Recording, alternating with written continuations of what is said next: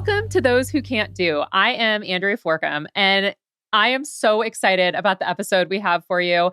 Today, I am talking to Gabe Dannenbring, and before we get into that, I have to tell you a little story about something that I heard this week. And it was not my experience specifically. My husband is in PA school right now, and he was talking to one of the medical students who, by the way, we got permission to share the story from the person who told it. But he's working with all of these medical students. And this particular medical student shared that when she was in high school, she's like very, she's a typical medical student in that she's always wanted to be a doctor. So she told all of her teachers that they all knew she wanted to get into medicine. And she had a teacher who was expecting. And that teacher apparently went out on maternity leave during the semester and was only gone for, 6 weeks during the middle of the school year and came back still during that same school year. But when this teacher came back, apparently she brought a little igloo cooler with her. And she went up to this student who at that point was a junior in high school and said, "Hey, I know that you are really interested in getting into medicine, so I brought you something." And in the cooler, she had brought for this student her placenta. And apparently she was so uncomfortable. And at that point, she didn't know how to advocate for herself or anything. So she was just like, "Oh, thank you so much." And she took the igloo cooler with the placenta in it. And I asked, because of course, I'm like, "Did it stink?" Because it's like fresh meat. I was like, "What?" But apparently she had it in some sort of liquid to preserve it. And so apparently she took it to the biology teacher, and the biology teacher then put it in formaldehyde, and they kept it in a jar in the bio classroom. And for that, now in perpetuity, there is just a actual human placenta in that biology classroom because that teacher decided to share her placenta with a student, which, I love a giving sacrificial teacher. We love that. But you probably do not need to go that far in your teaching practice. One of the reasons I'm telling that story is we get our own little peek into Gabe's experience with the miracle of life, we'll say. Gabe is an incredible content creator. He has almost 2 million followers between his different platforms. You're going to see him on TikTok and on Instagram. He's a middle school science teacher. I am so excited for you guys to hear our conversation today. Let's get to it. All right, welcome to Those Who Can't Do. And today I have the very funny Gabe Dannenbring here with me. Gabe, thank you so much for coming. You know what? I'm just happy to be here. I'm so happy to be in a workspace where I'm not getting bullied by a bunch of adolescent teens. It doesn't smell funny in here. I'm not getting called a jerk. Well, yet. Right. So I'm happy to be here. I'm pumped. Yeah, and it's only been an hour since you were actually with your middle schoolers, right?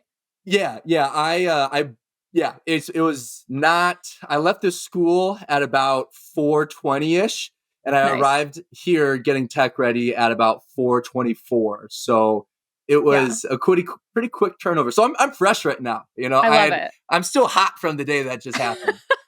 That's perfect. So can you talk a little bit about why you became a teacher, how long you've been teaching, all that good stuff? Well, like most people, I became a teacher for the fame and the money. Just kidding. No, I initially when I went to college, I thought that I was going to be a doctor. I was like, let's go into a profession, make a bunch of money, let's have status, and let's go for it. And I quickly learned I was not smart enough to be a doctor. It wasn't for me. So then I was like, okay, what's the next highest paying career? And it was teaching. I was like, all right. So I made a big shift, and I was like, all right, let's go into a profession that has a positive impact on society and is still doing something that I care about. So I always liked science, always liked anatomy. And then I was thinking to myself, okay, let's be a teacher. My dad is a teacher. He's been a lifer. So I've seen kind of the behind the scenes of some of the extreme positives as well as the extreme negatives that can come from teaching. My mom has a dance studio, so she's a teacher in her own type of way. And I just saw the impact that teachers can have and thought to myself, you know what, let's do that. Let's give that a shot, because I don't want to leave this planet and think to myself, what impact did I have on people? Yeah. Yeah. So when did that transition happen? Were you already in college or? Oh yeah, it was like early on. Like Oh, okay. my first biochem course, I was like, this isn't for me. Like this, Yeah. it was one of those early on courses. Like, yeah, it's time to make a change. And I had taken care of a lot of my like gen ed courses in high school, so I was able to change pretty quickly and change my path, and then quickly kind of become a teacher. But what about you? How did you become a teacher? Like, I'm curious about that. Yeah, I actually I taught high school for 9 years, and I have actually a journal entry from my senior year of high school. And in the journal entry, I say, I really think being a teacher would be fun, but I don't want to be poor. That's And funny. That's so like funny. I avoided it. Like I eventually I went into a communication major and I was like, I'm going to be Where all the money is. Where where all all the the money money is. is. Well, I wanted to be a radio host. I was like, it would be Ah. super, so very fortuitous that I'm doing this now with the podcast. Did you have a radio name? Did you have like a DJ name? I did. What was it? So embarrassing. I was 19. Keep in mind, this was like 2006. So, and my name is Andrea, right? It's not Andrea. It's not like a fancier version of it, but I decided it would sound like really cool to be called like DJ Drea. And so I have like one audio clip from when I worked on a morning show. I was an unpaid intern on a morning show, and I was called DJ Drea, and I would like come on and talk about like Hollywood gossip and all of that. And I was like, this is now I look back and I'm like, this is very embarrassing. But at the time, it was really cool because it was at like Channel 933 in San Diego, which is like a really big station. And it was with the morning show and all of that. But I very quickly saw like the people who were really successful at that field. I saw their personal lives and I saw like what it was costing them to be very successful on the radio and to do all of the events that they had to do and all of that. And so that kind of put me off from wanting to do the radio thing. And then I got married super young and didn't graduate college before I got married. And so while I was going to college to get an English degree, because that was the next thing that I was like, well, I like English and maybe I'll be like a travel writer or something. And a travel writer. That what was, is that? I don't know, but at the moment that I chose that, I was certain it would be well paid. That's like, a career. I'm a travel writer. Yes. Well, there's like travel bloggers and stuff. And I think in my mind, like that was maybe what it was going to be. Yeah. But I just ended up like working at a grocery store while I was getting my bachelor's degree, and I was in charge of the training. So while I trained all of these 15, 16-year-old cashiers, I found that I loved that process of like teaching them, even though it was just running register.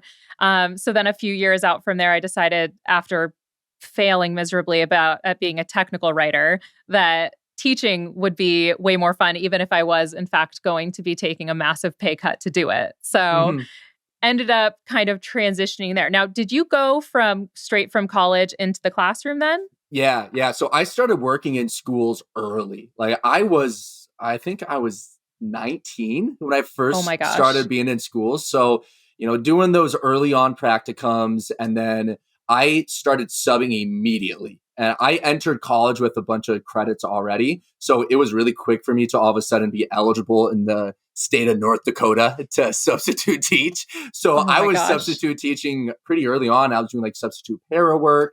I was working as a tutor in the AVID program. I don't know if people are familiar with that program. So I've been in schools for a long, it's been, I say a long time. It's all relative. For me, as a 26-year-old, I've been in schools since 2017.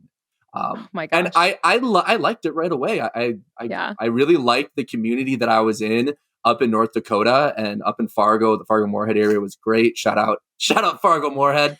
And I kind of fell in love with the profession, just like a lot of people do. And you quickly realize it truly is a calling. I know this sounds cliche, but it is a calling, and you're either good at it and it's made for you, or you find the door pretty quickly. Yeah, I agree. And so what were you only at middle schools or did you also do high school? I started as a high school, and I always told everybody there is a 0% chance I will ever teach middle school. There was not a chance in hell that I was going to do that. I remember as a middle schooler thinking, this Yeah. sucks. Like, Yeah. I can't imagine teaching some of these people. And Yeah. then COVID hit, and I needed a job, and you can't be picky. And all the jobs I had lined up in Fargo fell through because the world stopped. And then on a Yeah. whim, I applied for a job back in South Dakota where I'm from, got the job, and then quickly kind of really I'll just say fell in love with the job, but realized I kind of enjoy this. I kind of like teaching middle school. And I think for a lot of young teachers, teaching middle school should be one of the first steps that you do. I think it's got to be really challenging for young first year high school teachers because I student taught high school and then like subbed in house at a high school. And when you're 21 years old and you're teaching kids who might be 17, 18 years old, that's hard. You don't have that age gap yet. And you also don't have the maturity gap, and you don't have the classroom management best practices down yet. Like if you want to learn good classroom management, go teach middle school for a couple of years. I tell people all the time, you only have to be an hour smarter than the middle schoolers. My time is not spent on curriculum. My time is all spent on management. All it is how do you deal with behaviors?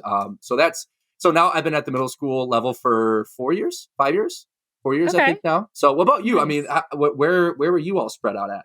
So I did all 9 years in high school, and you're absolutely Mhm. right that and I started, because of, getting married and transfer credits and all of that, I didn't start teaching until I was 26. So I Hmm. was further removed than you were when I first started teaching. But even so, being in your 20s and teaching high schoolers is really tough for all of the reasons that you mentioned. And I was not successful initially. I very enthusiastic, not effective, I would say, Okay, at instruction. so what does that look like? What does it look like to now say you were not effective? What were you doing that wasn't working? Man, there were a lot of times where I was like 5 minutes before class Googling like lesson plans on TPT or just Googling like movies that I can show in journalism class, like Hmm. stuff like that. That I was like, this is passable. I can do this. And part of it, admittedly, was because they just plugged me in to a journalism class. I didn't have a degree in journalism or experience, but I liked journalism. And as we all know now, I was going to be a travel writer. So I had experience in my heart of hearts that I was going. You had a narrative in your head of how good you were at it and thought Yes, it was a career. exactly. I thought it was something I could potentially do. So I ended up starting all of that. And so I mean, that was probably the worst job that I did was in the journalism class I taught Mm. because there was no existing curriculum at all. So eventually I kind of stumbled my way there, but that was the class that I left unattended while they were watching what's that McDonald's documentary? You know, the one where the Oh, guy eats fed up? nothing. Is it? Yes. Yeah, fed up. Yes. Yeah. So I was doing a quote unquote unit on documentary filmmaking. We were just watching documentaries. Like That's it was awesome. it was That's not good. great. It's so mortifying now I think about it, but that's what we were doing. And I stepped out of the room to go to the copy room to go make some copies real quick.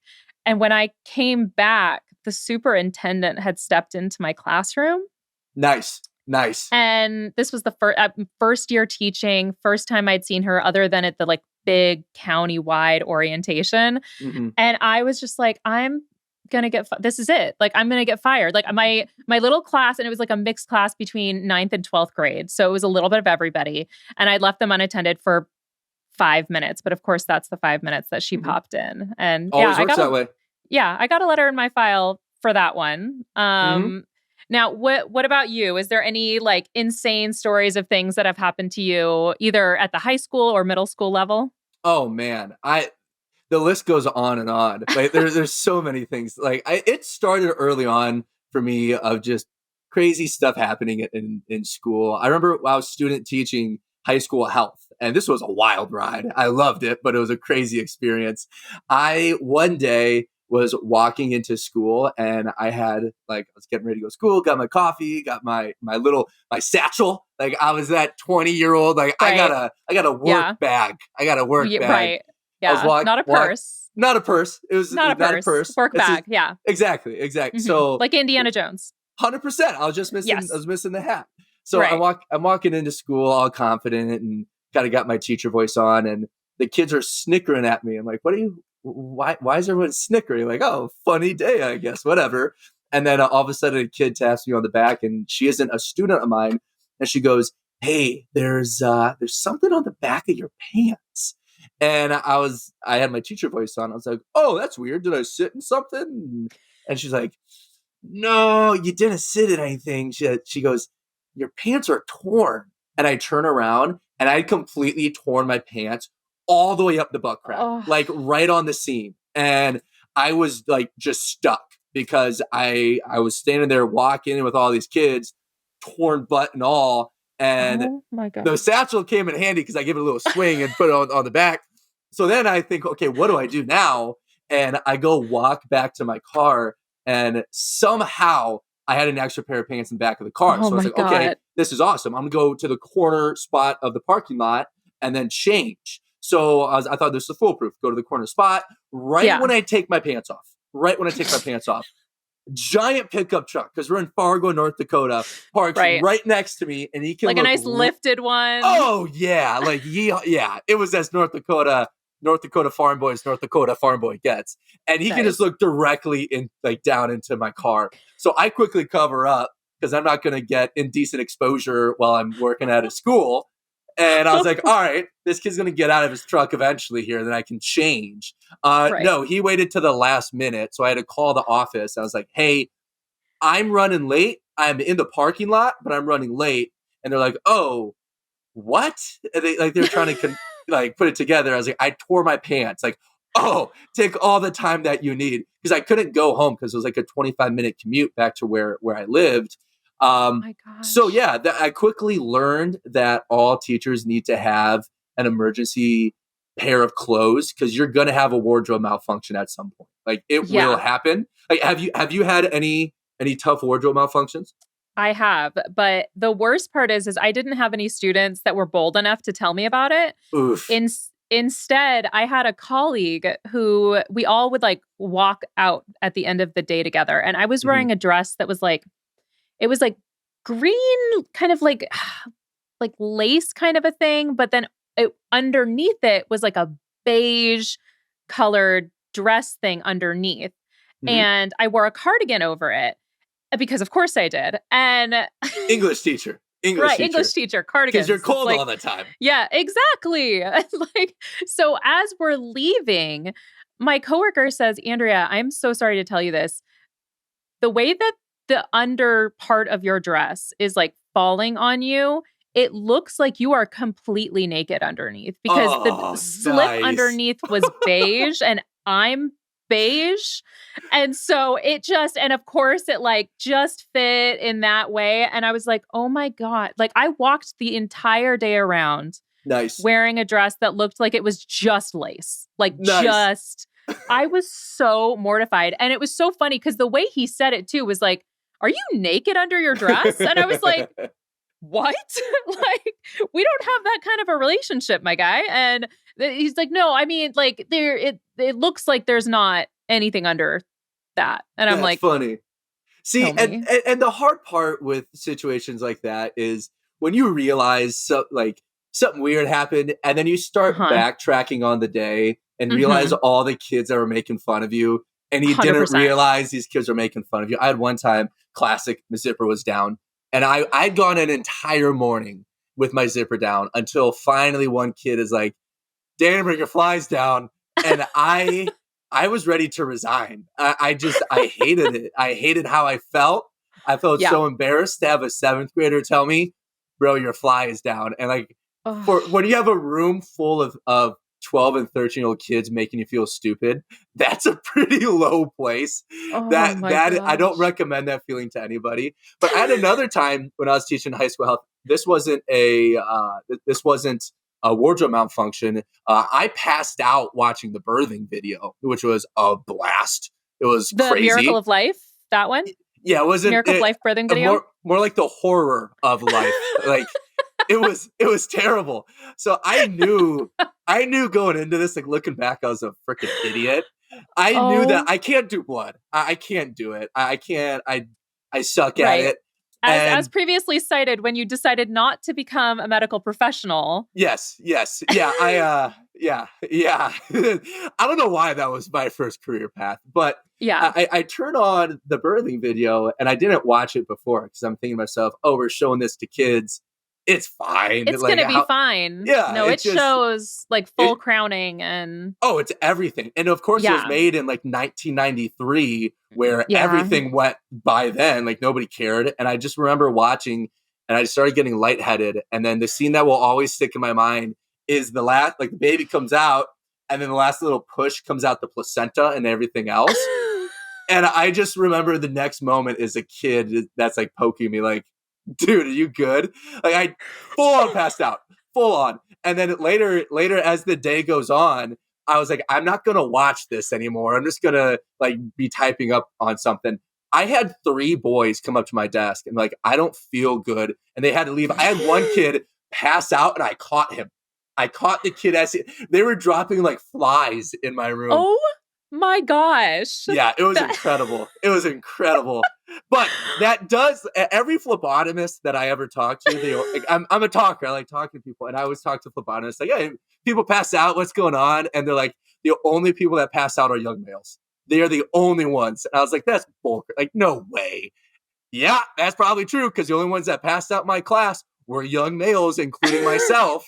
So that was a Oh fun my student gosh. teaching experience. It was a Oh ride of a time. my gosh. So was your host teacher in the room when you passed out? Or She were you was by like from yourself? she was in the she was like kind of afar, like she was like kind of coming in and out because at that point I was just running the show, and it was just like boom, lights off. And I was just like, oh geez, like oh, there's a baby, like it was crazy, it was crazy. I So In fairness, I have vivid memories of when we watched that in my high school bio class, and I remember somebody just yelling out like in such despair, like, "Oh dear God, there's so much hair," because yeah, the woman is very natural, uh-huh.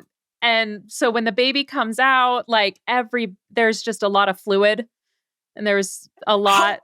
okay? Do you go like this has do, nothing to do with do we need education? to have a How sex much? ed talk, Gabe? How much?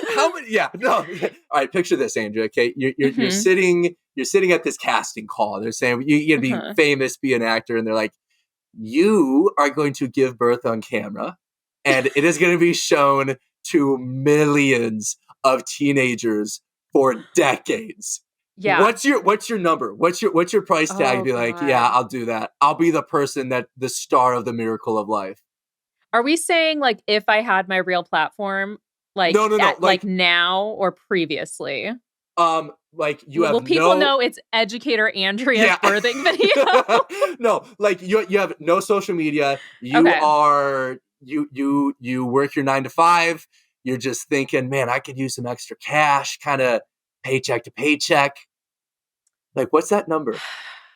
I feel like I'd probably do it for 100K.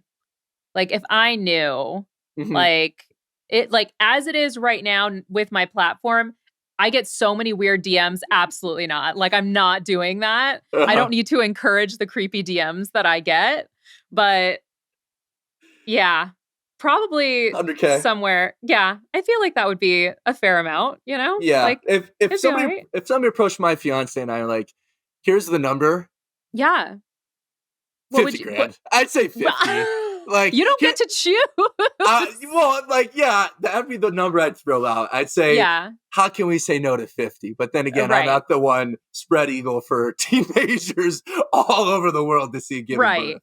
Yeah, and so my husband is in PA school right now. So he Oh, has like rotations and all of that kind of stuff, and he in one of his rotations, he had to go to a birth. And so he he said this mom had like 4 kids, right? And you lose all your dignity when you have kids because you're mhm. spread eagle in front of all of these people.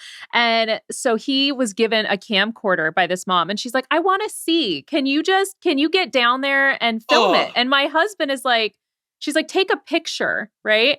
And he's like, okay, all right. And so he like leaned over and like clicked a picture real quick and like handed it to her because he's so awkward, right? This was before I had kids. So this is the first time he's really seeing this in real life.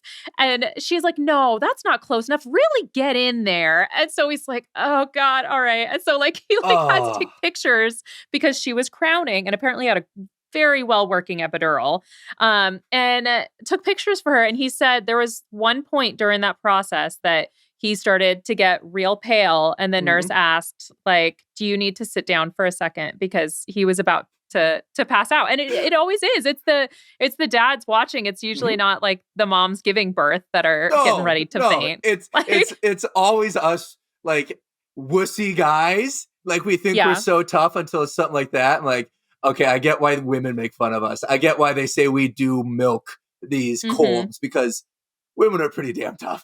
Right. They're pretty damn tough. Exactly. All right. So that is, I think, a good place for us to take a quick break. And then when we get back, we are going to hear about some of the surprise visitors that Gabe has had at his school before.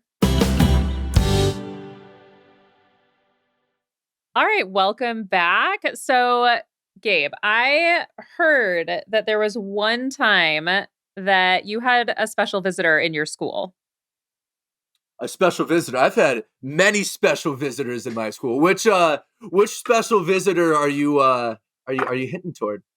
Well, there was one in particular, apparently, that broke into your school. Oh, yeah, this one. Oh, I totally forgot about this. Okay.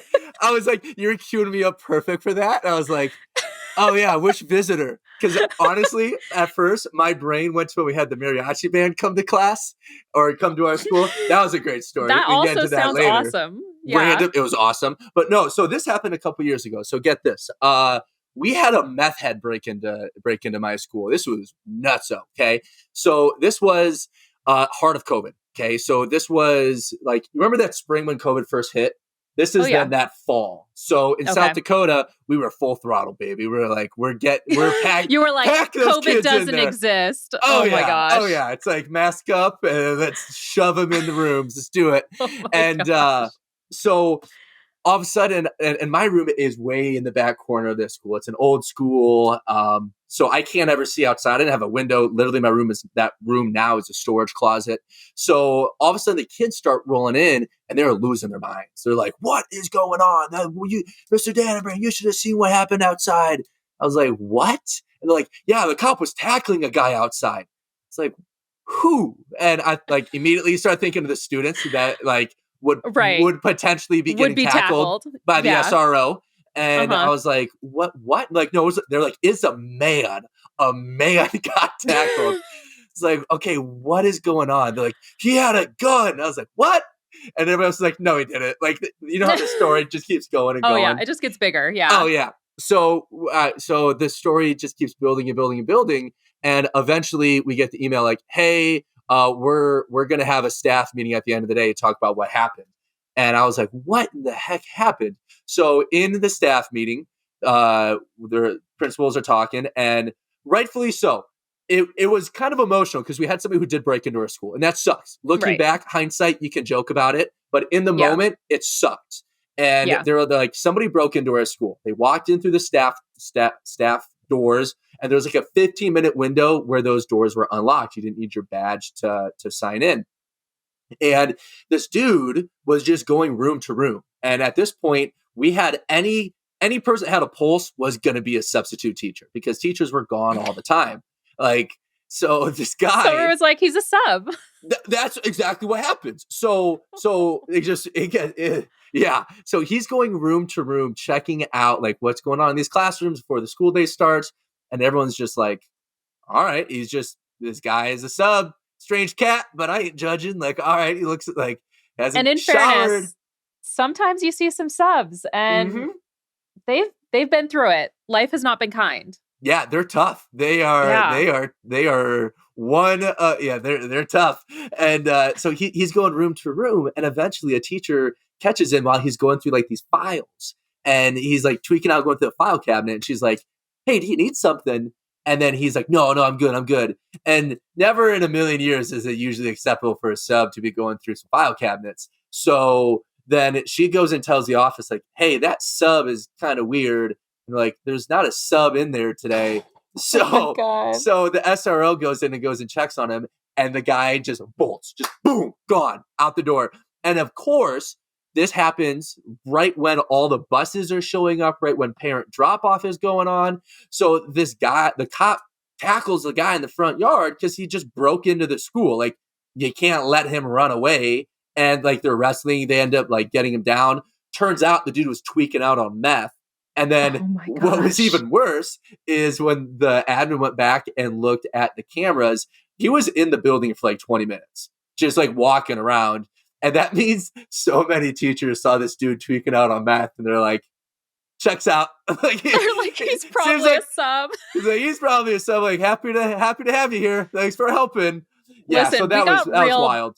We got real desperate during the pandemic for subs. There was not a lot of judgment. If somebody was a warm body and they were there, it was, was he masked up? Was everybody masked up? Yeah, we had like a kind of a quasi mask rule, and it was the you know how masks went. Yeah. Well, so I actually, insanely enough, at one of the schools, actually the very small private school I worked at, we had a break-in from a meth addict as well. But hotspot for schools, hotspot. Apparently, but the way we discovered him, it wasn't that he was like there when we arrived or anything. He would break in and he would bring pornographic DVDs with him and use the school equipment to watch his shows. Wow. And he forgot his DVD. And so then, are you serious? So one of the teachers came in and turned their TV on. And Kim Superstar K is on the TV. Yeah. Yes.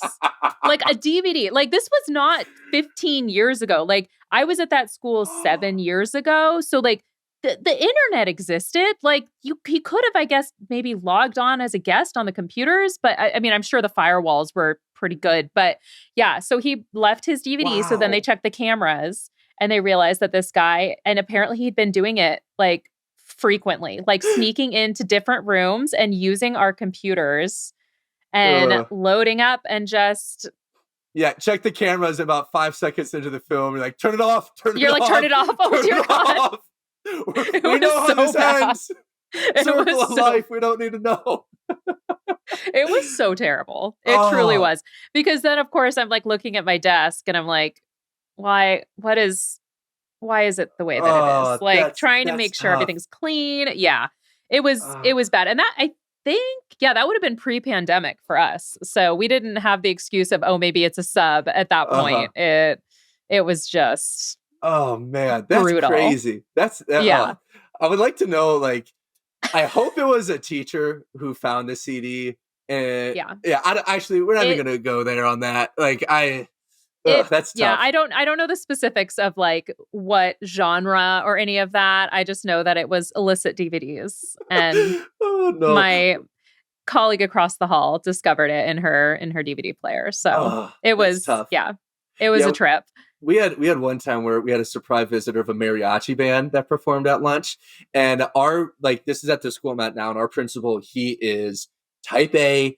If there's something that's going to happen, he's like, we know. We had a meeting today about something that's going to happen in 25-26 school year. So he is on the ball. He knows what he likes to communicate. And we get this email at like 10 o'clock on a Tuesday. And he goes, hey, just letting you guys know, there's going to be a full mariachi band performing in the cafeteria today for like 3 hours. And I was like, this could either be really cool. Yeah. A South Dakota mariachi band. You don't know how authentic it's going to be. So, yeah. So I was like, I got to check this shit out. Like, let me go see what's going on. And it was so fun. I had a blast. Like, this mariachi band was just shredding, and all the kids loved it, and they're eating their school pizza and like all their school pigeon food and just loving it. And I just stood there and watched this mariachi band for a while in disbelief of how like talented they were, how fun it was. And I was Yeah. like, we need a mariachi band all the time. Like, it just makes Yeah. people feel better. Was it Cinco de Mayo or anything? No, just Tuesday. Oh, Just a okay. Tuesday. I don't know I would love to know like the logistical side of that. Like how did Yeah. that unravel and all of a sudden the mariachi band is there? But man, they crushed. They You crushed. That's amazing. And like at the school I worked at in Southern California, it wouldn't be that surprising. Like there were a Yeah. couple of times that there are these boys who would always kind of hang out in my class. And one of them decided he was going to ask this girl out. He'd been super into her for a really long time. He brought her 100 red roses. He had his friends bring trumpets and guitars. And he went into the quad. And this school has thousands of kids, right? This is not a small school. Mhm. We were, I think, around like 3,000 kids at this school. And he approached her singing with his friends, playing a musical like accompaniment behind him as he sang to her and asked her out. Do you know what he And sang? Do you know what he sang? I don't, because I'm not bilingual and it was all in Spanish, but it was Oh, beautiful. It was so good. And like sang her this beautiful song and she said yes. And I was just like, I like cannot even fathom. Like, what is he going to do to propose one day? If I he's asking a know. girl out like that, it, That's it was, impressive. it was like, See, I very impressed. that's I see. I've got the other side of that story. So this was when I was I was a sophomore in college. I was working at Horizon East Middle School in Moorhead, Minnesota. Shout out! I think they're the no Spuds. Go Spuds! And I was working in the Avid program as a tutor. And this was the day before Valentine's Day. So all Oh, of a sudden, these boys come in and they are just making fun of this kid. And it's their buddy, so it's all in good faith. So they're making fun yeah. of the buddy, and I'm like, guys, what's going on? Like, what's the deal? And they're like, Muhammad, tell him what happened. Tell him what happened. And his head's down. He goes, fine. I was like, all right, what happened? He goes, so there's this girl that I like, and I thought I had her locker, and I was gonna ask her out. So I got her a bunch of flowers, and I got her some chocolate and a card, and I put it in front of her locker and I found out it was the wrong locker. And now some random girl got a note about me asking her out. And then they kept making fun of him. And they're like, also, what is tomorrow? And he goes, Valentine's Day. What did you think today was? Valentine's Day. So he got the day Oh, wrong and he got the girl's locker wrong. And I don't know how the story ends. I don't know if he made it right. I don't know if no. Mystery Locker C103 ended up asking him out, but I felt for this young man. It was a seventh grader and I felt for him. But you I gotta feel for learn. that. You gotta You learn. do. I feel for that girl though. Can you imagine being like, "Oh my gosh, like this guy's super into me," and then being like, "Oh no, it was the wrong locker." Like, no, Like, that was for your friend. Like, that would oh, be miserable. Miserable. that's so crushing. Oh my Have you gosh. seen any dating fails as a high school teacher? Oh, so many. So Nice. many. There was Nice. one kid we came like so one of the first days of school, I had them writing. I'm trying to remember what the prompt was specifically.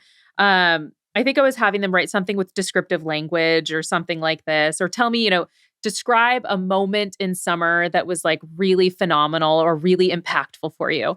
And this boy stood up and read about his crazy ex-girlfriend who's such a psycho, who like stalked him basically and was so obsessed with him. And the energy in the room was really weird when he was saying this. And I was like, what is happening? I'm hearing like some like snickers from the guys and some of the girls are just like staring daggers at him. And I was like, is she in this room?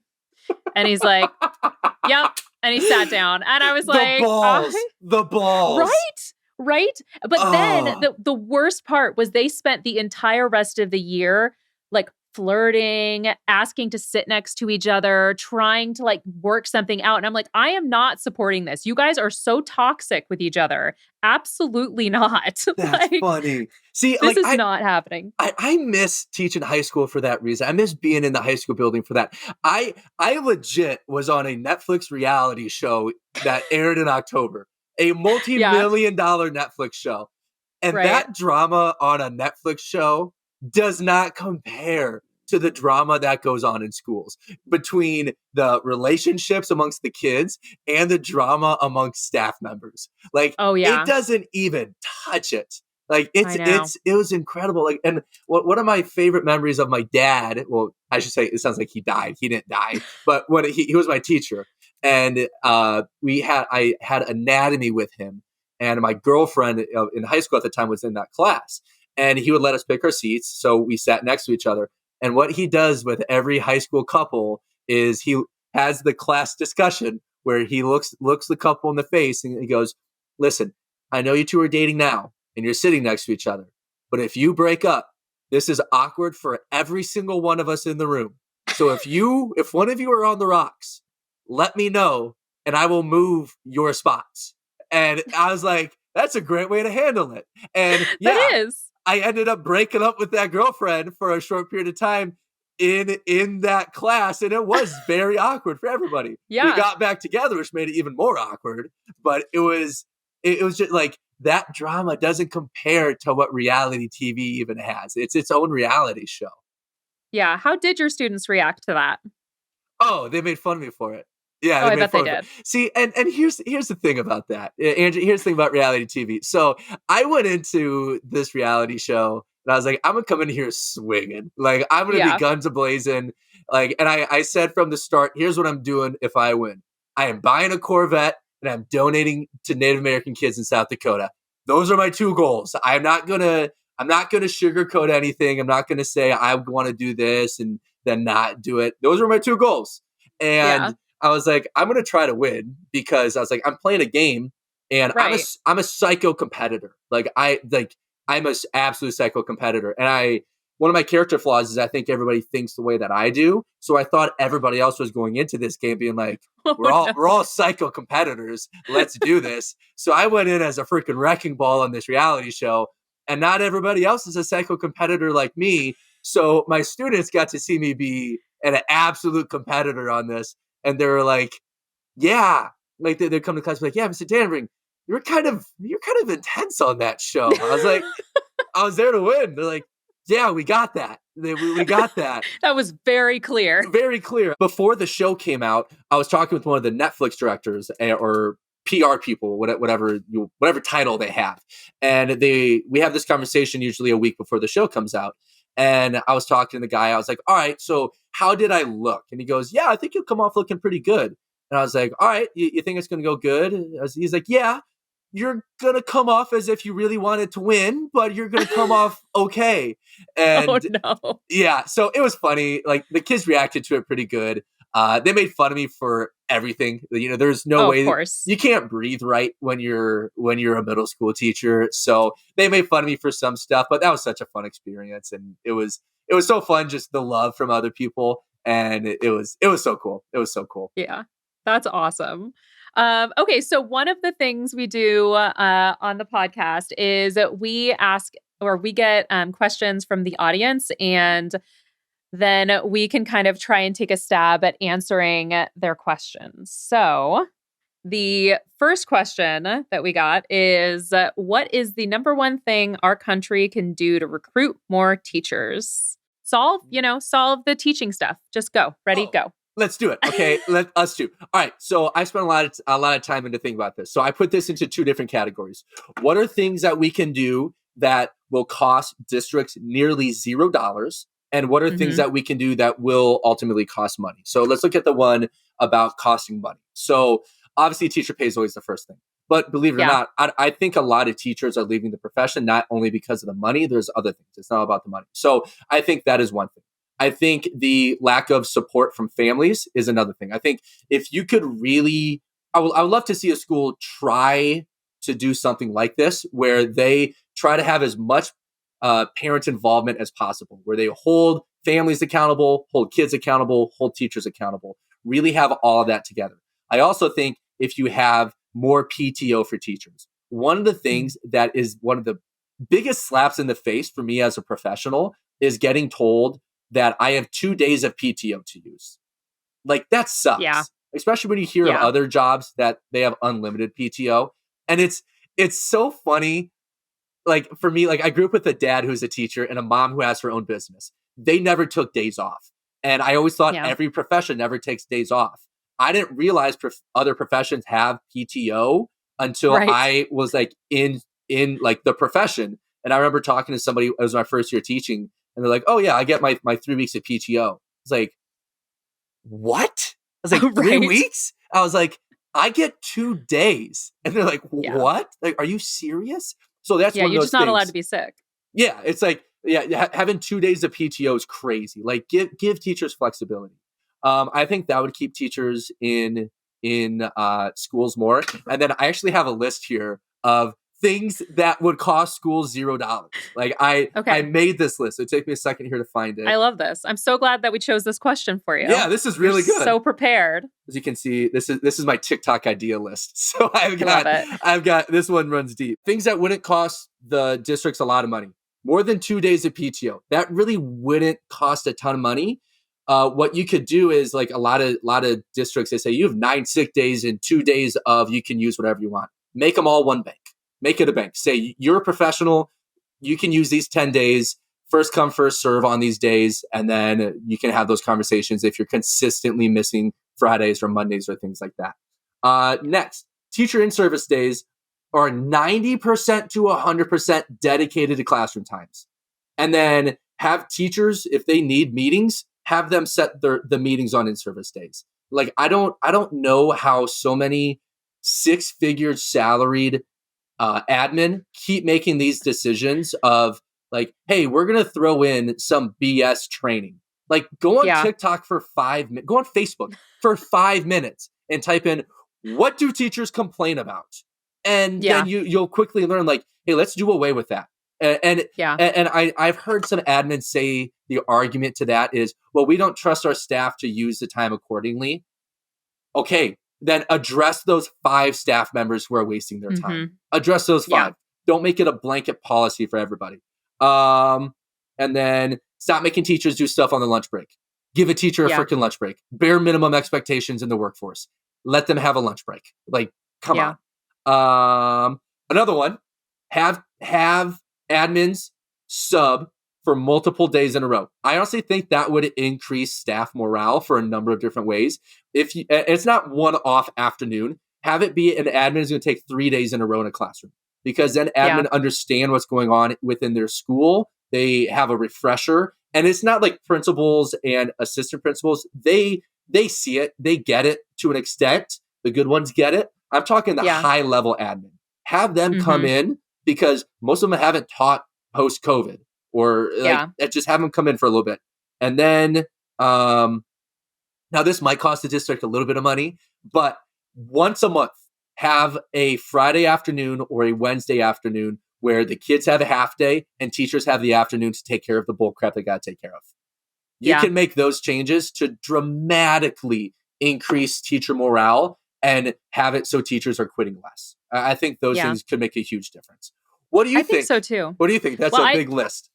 I think you absolutely crushed it. Like, I think that just giving teachers the ability to take their time off. And I think that it shouldn't just be like district admin. It should also be the school board members who have to sub and do all of that. I mean, that would be, can you imagine if the decision makers were actually in the schools, or anyone who's involved with like decision making in the schools? Do you know how many school board members have not spent a full day in a classroom? Since they were in school? Like, it's crazy. That would be like the board of medical professionals not ever stepping foot in a hospital for an entire day. It's just making all of those decisions for all of those practitioners, and they, have been patients before, but have no actual experience practicing medicine. Yeah, it's crazy. It's crazy. Yeah. Well, we'll just let the country know that we need to do those things, and we will have fixed the American education system. And if it doesn't fix it, don't blame me. I'm just kidding. I'm just throwing things at the wall. Let's see if it sticks. Oh my gosh. All right. Well, before I let you go, can you share kind of what you're up to, where people can find you, any new projects? Yeah. You can find me if you look up Gabe Dannenbring on all forms of social media: Facebook, YouTube, Instagram, TikTok. It's all on there. just doing my normal content, do my normal content this spring. Have quite a few trips that are planned, either giving keynote speeches, talking about the state of education and things like that, and then doing some other stuff. So trying to think there as a teacher, influencer, creator, there's always so many things going on and you become used to it. So you're like, what is actually going on? I'm used to always running around like this, but yeah, check out my content and, and also plug the show. Yeah, I was gonna say, check out Surviving Paradise. I come on episode 5. If you want to see me go full psycho wrecking ball, check it out, you guys. It's awesome. It's entertaining. What about you, Andrea? What do you got going? What do you want to plug? Oh, this I'm interviewing podcast you. Is probably the I know. How much do you make a year after taxes? Let's just get it all out there. I'll also, share my social security number, all of the pertinent things, all of that good stuff. I'm just hanging out with cool people on this podcast. That is the biggest thing I'm doing right now. So, nice. I love that you're doing keynote speeches and that it's so clear that you are not just creating content online, but you're passionately advocating for education in really substantive way, having a list on your phone, at the ready there. That's really cool. So thank you so much for coming today and hanging out with us and sharing all of those fun stories. Well, thank you for having me. Can I share with you one more story? This is so ironic. One more story. Yes. Nothing to do with teaching, all to do with podcast invitations. Okay. I spent 4 hours trying to deal with my Facebook business suite that manages my Instagram and my Facebook with all total about 500,000 followers on it. So it got hacked. I usually make fun of my parents and older people for falling for these dumb schemes. But here's what they did. They disguised themselves as a booking person for a podcast. Keep in mind, the podcast was real. It was a real podcast. And they were like, hey, Jasmine wants you on the show. She's super excited to have you on. And then we go through setting up the onboarding for the call. Because we were gonna have the podcast tomorrow. And they're like, all right, we're gonna do this via Facebook Live. That's why we're paying you for it, because we want to have your Facebook followers watch this. And can you screen share with us so we can make sure that you have the events, Facebook events access on your Facebook account? So I was like, yeah, this seems legit. All right. They then found a way to steal a link to then get into my business suite and logged me out and took out my ownership of my accounts for 20 minutes. I lost all ownership. They had the ability to delete everything. So then today, as I'm getting ready for this podcast, I was like, am I getting scammed again? Am I an idiot? Am I going to do this 2 times in a week? Am I that freaking stupid? So I'm glad that you're not. That was actually me. Yeah, it makes me feel really good. But these people are so freaking convincing. So I will never make fun of a boomer again for getting their Facebook hacked. No, that happened to John Crist. I don't know if you know him. He's a comedian. Yeah. That happened to his Facebook, and he was locked out for a week. And he lost hundreds of thousands of followers. It's so scary. It's not just you. Good. Happened. It's happened to a lot of people, because it does seem super legit when it comes through. All these 85-year-old grandmas has had it too. That makes me feel better. But no. they even used the right terminology. They were like, oh yeah, here are the deliverables for the podcast and all. I got hoodwinked. Yeah. Well, you're welcome for not stealing your identity or your socials. Identity theft is not a joke, Jim. Okay. Oh my gosh. All right. On that note, I'm going to let you go and we will be right back. I'm glad you're real. Goodbye.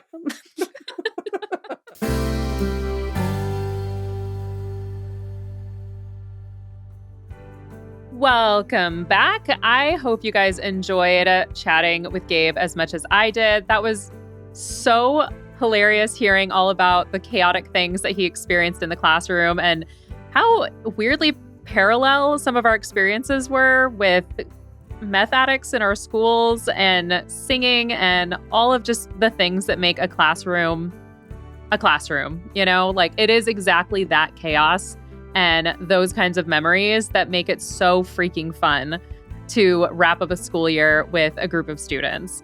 I have not yet watched Surviving Paradise, but now I really want to see what kind of cutthroat things, because I feel like maybe he's He's saying that he was just really competitive, but now my curiosity is sparked. So I'm for sure going to be checking out Surviving Paradise.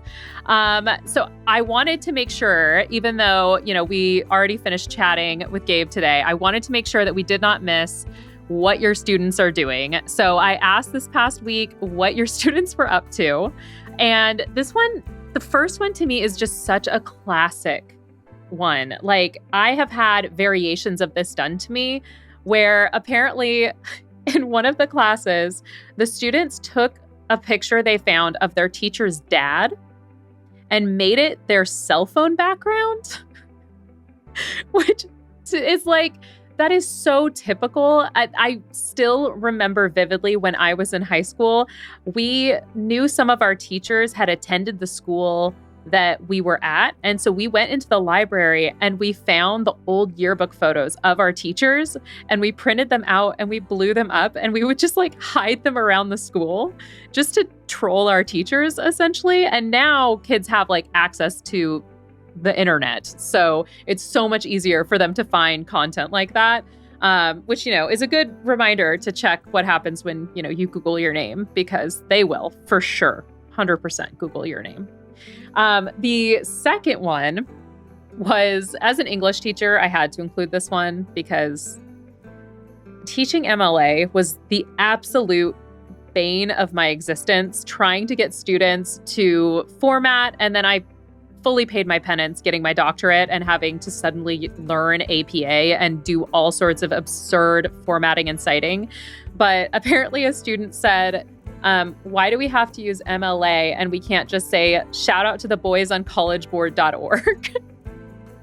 Which is just, I can so hear them saying that, like, with my whole heart. And I do remember when I was working on my doctorate, I kept thinking, like, why can't I just say, shout out to the boys at Purdue Owl? Because that is what I lived and breathed on during my entire time in college. So I absolutely love hearing your stories every week. And if you have something chaotic that happened in your class this week and you want me to read about it or share it on here, you can absolutely reach out to me at Andrea@human-content.com or at educatorandrea.com. Every Friday I do the What Are Those Kids Doing tag, and then I try and share some on there, and then I keep a couple back so that we have something a little bit fresh to share here. You can also kick it with us on our Human Content Podcast family page on Instagram and TikTok at Human Content Pods. This is a new podcast, so thank you guys so much for tuning in and leaving your reviews and comments and reaching out. I really appreciate it. It helps me and the team just make a better podcast for you.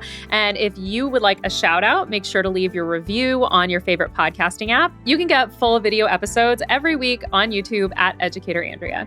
I'm your host, Andrea Forkham, and a very special thanks to our guest, Gabe Dannenbring. Our executive producers are Andrea Forkham, Aaron Corney, Rob Goldman, and Shanti Brooke. Our editor is Andrew Sims. Our engineer is Jason Pertizo. Our music is by Omer Bensby. Our recording location is the Indiana State by College of Education. To learn more about Those Who Can't Do's program disclosure and ethics policy and submission verification and licensing terms, you can go to podcasterandrea.com. Those Who Can't Do is a human content production.